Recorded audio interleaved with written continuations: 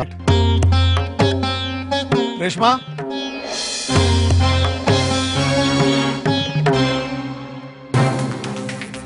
या बया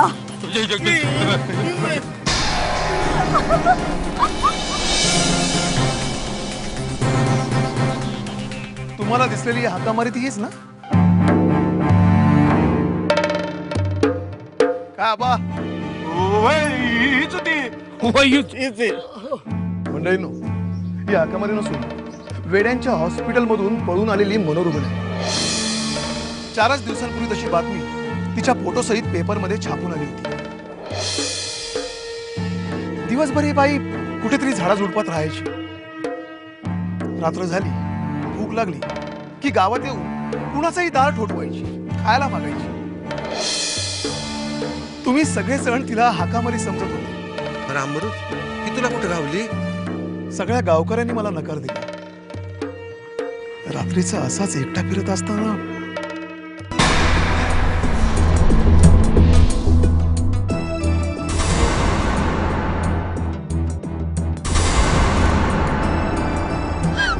दार उघडा, दार उघडा हो. कोणीतरी दार उघडा.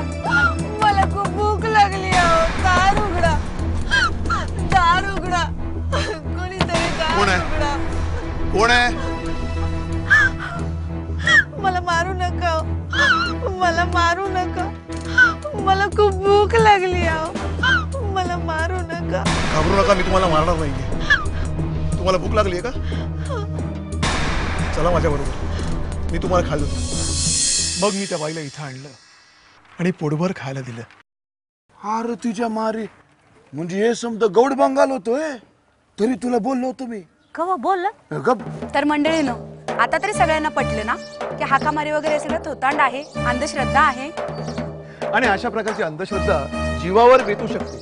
त्यामुळे अफवांवर विश्वास ठेवायचा नाही आणि अफवा पसरवायच्या सुद्धा नाहीत. काय आबा?